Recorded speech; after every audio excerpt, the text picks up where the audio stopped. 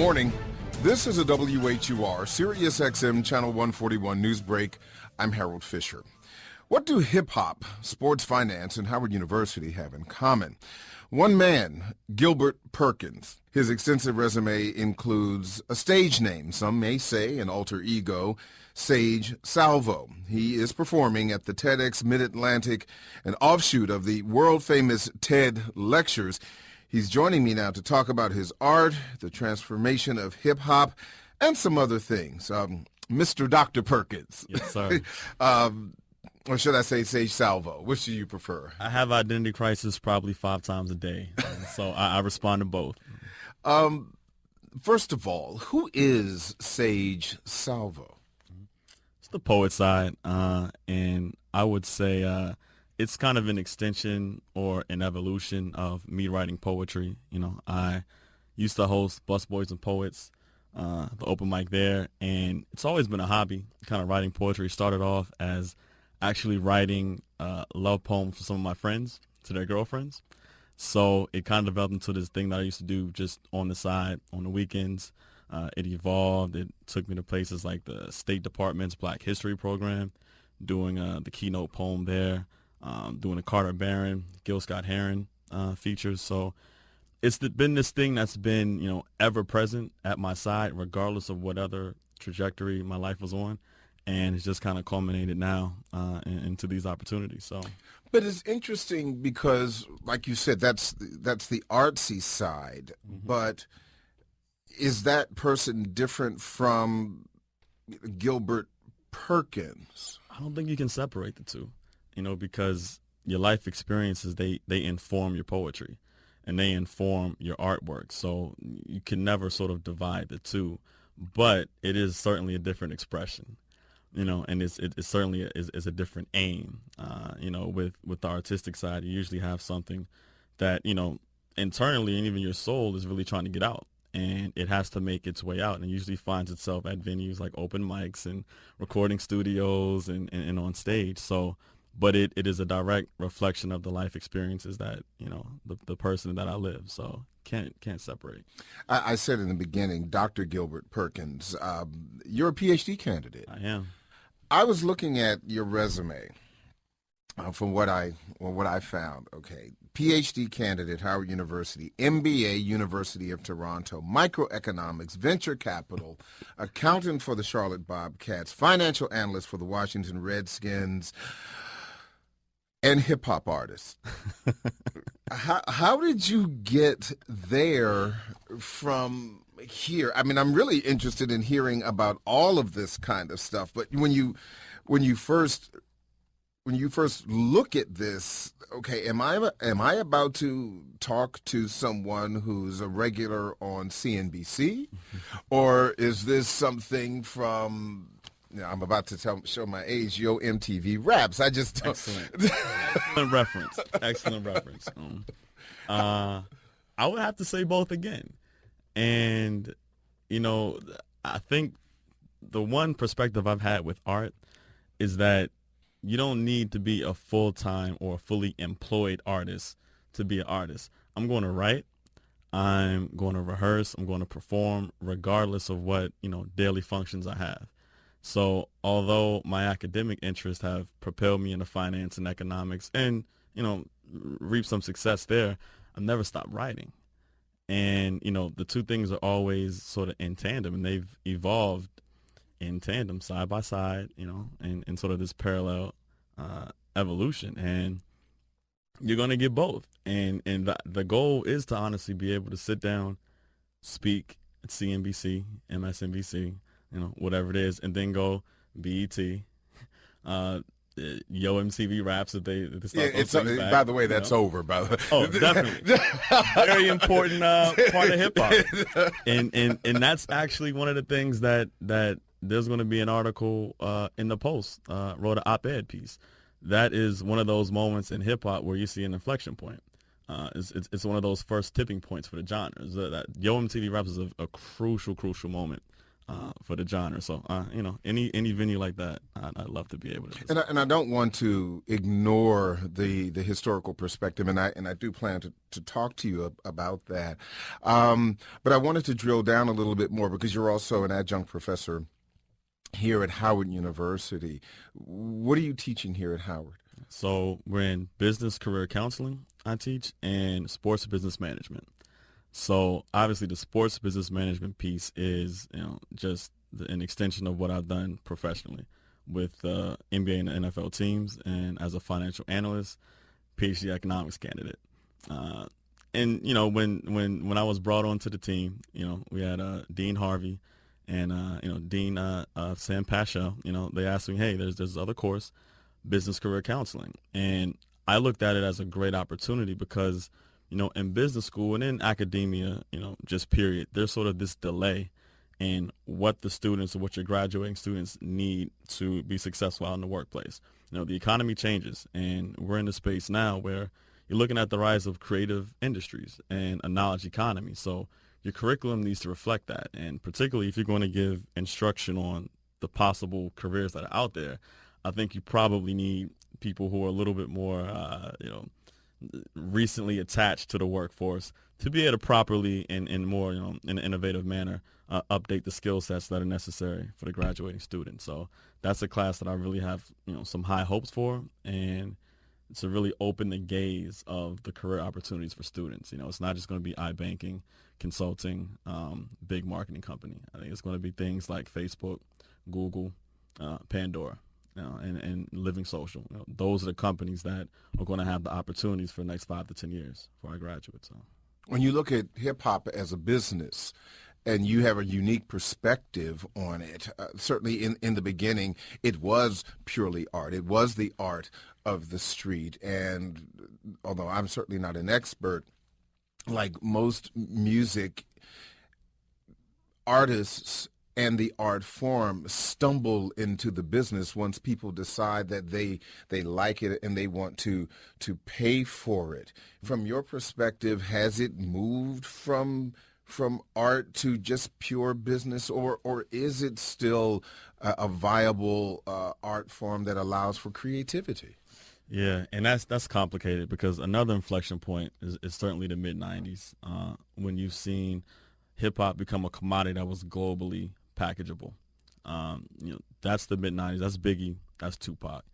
And once that became an option, you're already catering to, like you said, a street crowd. You're already catering to, many times artists who are in poverty. Well, at that point, hip-hop becomes an opportunity to move from their economic station. So you do see artists become more opportunistic with their art and less about sort of this purist, expression orientation where it started. But at the same time, and this is actually something we cover in Words Live, the actual literary prowess hasn't suffered. And you can do comparisons, and this is, what the program is all about. The actual skill with utilizing poetry in the poetic form over beats, over drums, to a rhythm, the literary devices that are used, those have actually evolved very, very, very, very far. They've advanced, very well since the 70s and the 80s hip hop. You can even do a quick comparison with on the rhythmic side. The initial flow used to be really staccato. It was broken up. It was hubba, hubba, hubba, da, da, da. Hubba, hubba, hubba, da, da, da. Now, these guys are just flowing seamlessly between rhythms. I mean, there's no staccato. It's almost the voice has become an additional instrument to the melody. That's an evolution. That shows a closer pairing to the music. The music has evolved in and of itself with producers and the technology that we use. So some of the aim has certainly changed in terms of this being a vehicle for economic mobility for a lot of people. But I would make the argument that the actual art form in terms of the technique and the literary technique has actually evolved, past this orientation. What is hip hop to you personally?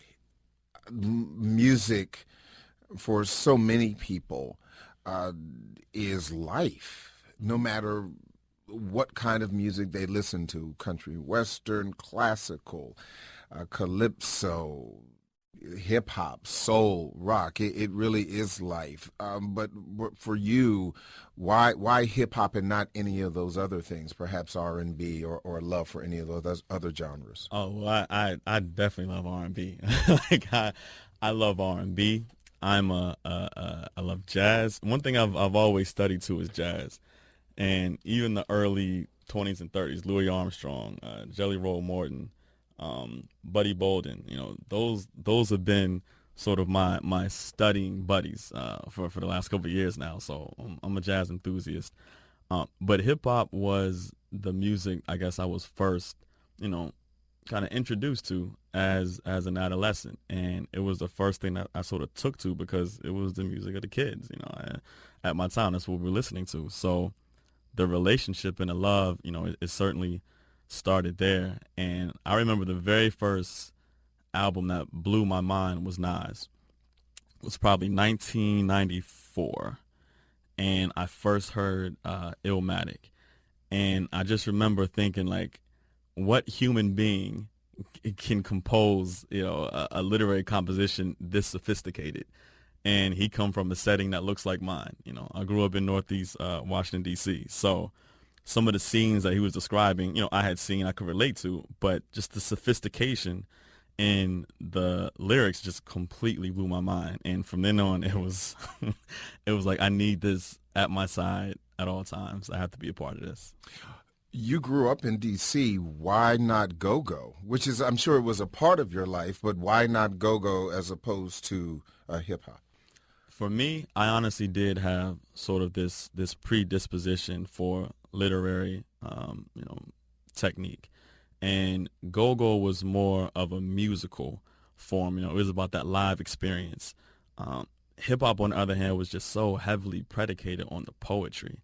And even to this day, I mean, even if you look at the go-go bands now, I mean, they can rock a crowd like none other. But even to this day, the lyrical ability of our artists in go-go hasn't, you know, it has not sort of come to the level of what hip-hop has done on the lyrical front. And, you know, for a lot of reasons, we focus more on the music and the live experience, so that tends to be more interactive and about showmanship. But for me, it's kind of always been about the lyrics. Well, that's true. Hip hop has always been about storytelling. It really has been about stories, whether it is about the life on the street or the life in urban centers, whether it be L.A., Compton, Brooklyn, the Bronx, what have you. And, of course, go-go, like you said, it's all about the beat. It's all about the horns. It's all about call and response. You know, you say this and I say that, and it is not about any literary art form. Both of them very valid, but certainly different.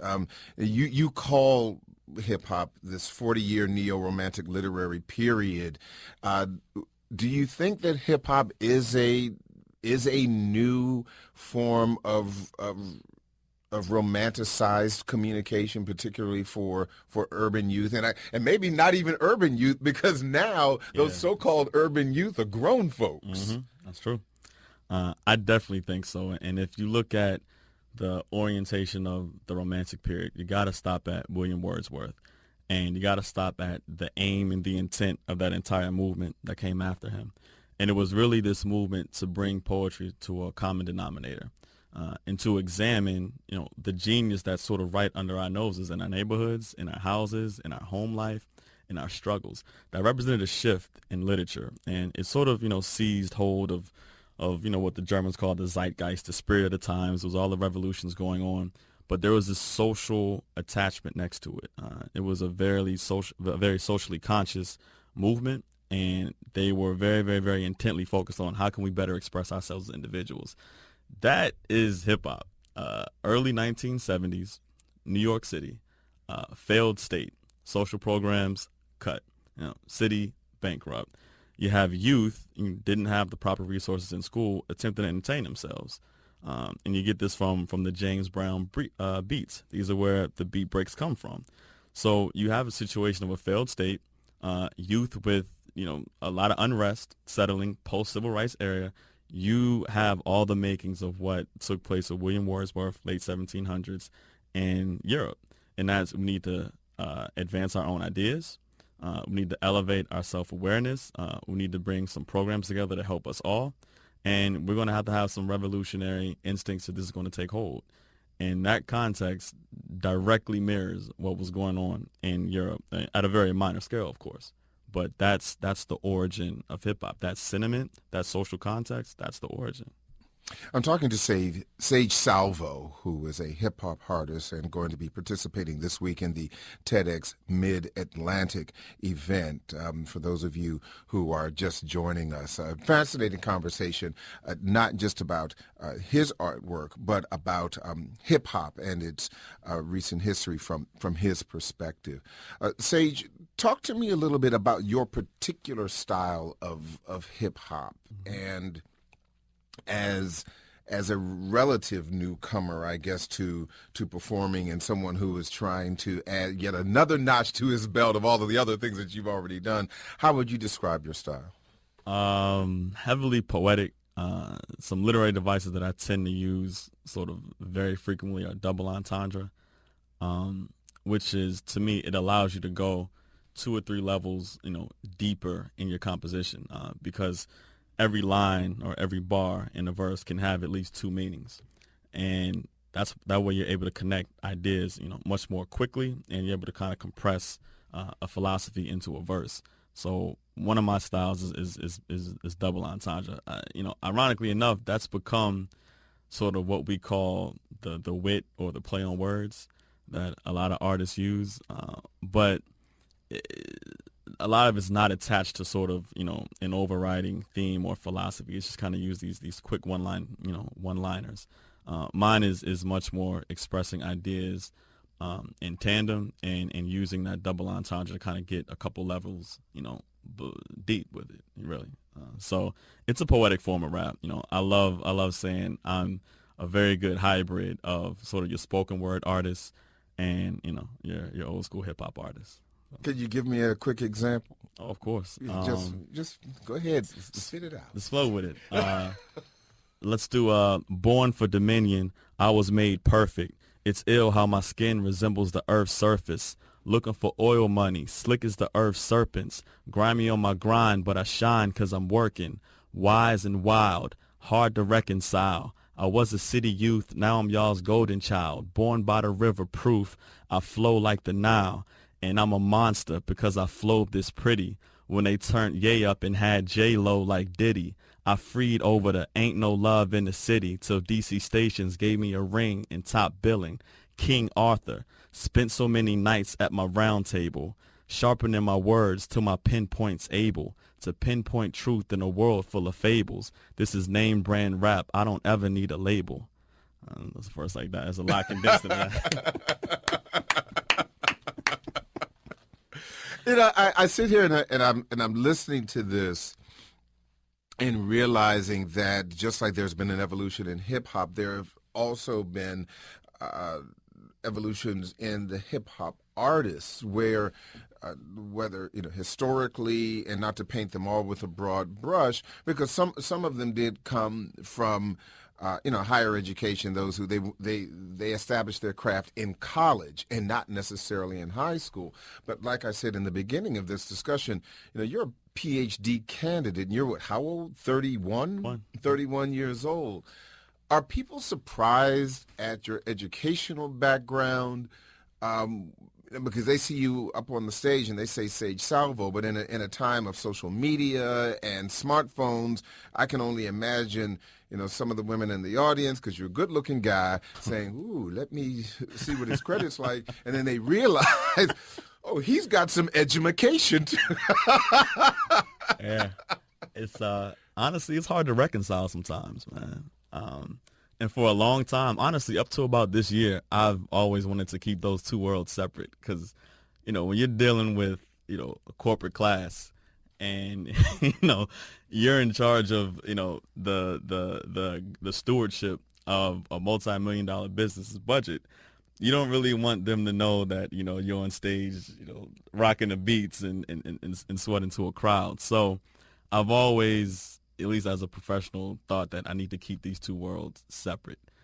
And it wasn't until this year that I realized, I think at this point I've sort of got enough water under my belt where I can sort of say, hey, I'm legitimate on both. I'm going to do both, and I'm going to be excellent at both. So, it's a bit of a challenge to reconcile. And I think to that point, when you look at people like Dr. Michael Eric Dyson, who teaches a class at Georgetown about hip hop and really legitimizes it as not only an art form, a literary form, a counting of of a certain time in history. And so at this point, hip hop from a cultural perspective can be just as important as, perhaps the civil rights era. It can be just as important as the era of communist witch hunts. It is a point of American history, no matter how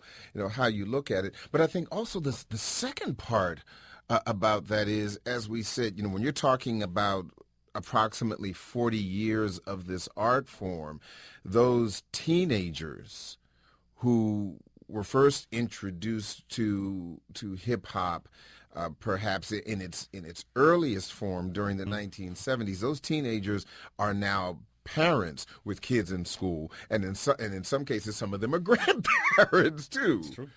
That's true. So I can only imagine how this noise that the kids were spitting when our parents were telling us to turn that foolishness down, and now you go to a cabaret or some kind of event, and you have Dougie Fresh and those, and you realize that there's some gray-haired folks in the audience. Yep. Yeah, that's one thing I think that hip hop has to kind of, have an agreement on, is because it has matured. And, if you look at the origin as the early 70s, then you're right. You got, folks with a lot of responsibilities in the form of grandchildren sometimes, that grew up on this art form. So, and it's all, because it started with such a young base, I think it's going to always kind of perpetually have that youth, accent to it. But one of the reasons why I kind of get excited is because I think there is a large void for, 30 and over right now who kind of grew up at the origin of hip hop and still want, a lot of literary content, a lot of purpose, some social communication, some cultural communication. Like, they still want to feel that connection. So I think there's a lot of opportunity. That's honestly one of the reasons why I'm deciding to kind of go forward with the art form myself. Where, in your opinion, is hip hop now? Because the two great icons, as you mentioned, Biggie and Tupac, are gone. Jay-Z is more 89th floor than hood wooden stage is an icon in and of itself. Beyond that, so who are the hip hop artists now that, my goodness, Snoop is doing commercials with Betty White and he was on Rachel Martha Ray's Stewart and Rachel Ray. So where is the art form in its purest sense now? And that's a very difficult question, because on the one hand, you got your popular artists, the Drakes, the Lil Wayne, the Kanye, who right now are in their artistic moment of popularity. 10 years from now, you may very well see them doing the same moves that Snoop and Jay-Z are doing. So, where their careers go, I think, may be separate and distinct from where the actual art form goes. But right now, the art form is kind of in this party zone. Like, we're kind of back to just having fun, being quick-witted, and having it with the DJs and live for the parties. I do think, like all things, they have their inflection point, they have their trajectory. So you can kind of see the murmurings of the Lupe fiascos. And, now there's a artist on the West Coast, Kendrick Lamar, that are kind of emerging from the underground, which are very, very socially conscious and, lyrical prowess out of this world. So I do think you're going to sort of see probably another inflection point the next 5 to 7 years, but we're kind of partying right now. And that's what I was going to say. When you talk about social consciousness and the seriousness of the storytelling when hip hop really exploded in the 80s and 90s. We aren't seeing a whole lot of that in the beginning. Even with people like Queen Latifah, you didn't have the quote unquote beefs that we saw so much of during the early part of 2000. Do you think that the negative connotations of hip hop will ever go away and it will evolve just like rock and roll has evolved? Man, I hope not, but I will say I think one large piece of evidence against hip hop in terms of its losing its cultural connection is, we had the greatest recession since the Great Depression. Your art form is supposed to sort of mirror and speak witness to what's going on with the people. But our music, the tone didn't really change. We stayed in the party, we stayed in the club, we stayed with, prosperity rap gospels. That doesn't necessarily or at all mirror what was going on in our actual hometowns and in our cities. So from that perspective, the art has sort of been disconnected from what's going on the ground. And once you have that disconnection, I think you're going to have an opportunity for a different form of the art to evolve, or you're going to just kind of open the gates for a whole new genre to explode because you're not actually speaking the truth of the people's lives. And as you mentioned, early 80s, you look at what really sort of galvanized hip hop was Melly Mel and The Message, broken glass everywhere. I'm telling his story of what he sees every day. So we've seen some disconnection, and I personally think there's going to be sort of this underrising from the underground, sort of speaks more to what people are actually going through, not just sort of preaching this prosperity gospel rap. So. The TEDx event, TEDx Mid-Atlantic event, actually, it's on Friday. And so for those of you who are listening on Friday, it is tonight. However, if you are catching this broadcast on WHUR on Saturday or some subsequent broadcast, you will have missed the event. So, but I will ask, are you ready for the TEDx event tonight on Friday?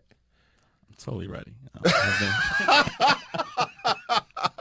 And I think I saw a little wing from his teeth as he smiles about that. So the interesting thing is this lecture series is almost a year old at this point. We performed at the Atlas, we performed at Twins Jazz here in the city. So the lecture is really about the program Words Live that was started last year, and that's where we go through example by example. Why hip-hop artists' composition is at the same genius level or above as some of our classical and infamous poets. And we use T.S. Eliot, Alfred Lord Tennyson, Lord Byron, Alexander Pope. We use a lot of authors, 1800s, with Lil Wayne, Jay-Z, Nas, The Game, Rakim, Lupe Fiasco. And the literary device of the program is really sort of centered around analyzing literary devices and showing that, our hip hop artists have exhibited extreme mastery over these literary devices. So I could talk about that all day. So, that's not going to be an issue with TED now. For those who will not be at the TEDx Mid-Atlantic event, you've got some other things coming up soon. Certainly. What's the next thing, perhaps, whether it be December or January? I'm going to go ahead and say this now because, by Friday, or I guess the broadcast, Chelsea Green. Remember this name, Chelsea Green. She is a violinist, and she's performing with us to close out the day. After my presentation, we're going to actually do a performance and close out the day on tonight at TED. And Chelsea Green will feature at my next program in December. And this is going to be when and where is that going to be? Should be at Twins Jazz. That's on U Street, 1344 U Street. I believe it's the 13th of December, if I'm not mistaken. So I can double check. Is that going to be on your website? It'll be on the website. What is your website? Because I know people are listening to this and they say, well, who is this guy? I want to find out more about him. If people want to get in contact with you or find out more about any of your appearances or anything that you do, including being there when you get your PhD and I can perform at graduation. You should. What's your website? Very simple. It's just sagesalvo.com. Sage, S-A-G-E, Salvo, S-A-L-V-O. SageSalvo.com. Sage Salvo, thank you so much. I appreciate it. Also, want to congratulate you early, Dr. Gilbert Perkins. Appreciate you. It's a pleasure to have you. It's been a pleasure. Proud to have you as part of not only the Howard University family, but the greater hip-hop arts community. You're an asset. Thank you so much. Harold, I thank you very much for it. This has been a WHUR Voices News Break. I'm Harold Fisher. You can reach me at hfisher@whur.com, on Facebook /Harold T. Fisher, or Twitter @HFisherWHUR.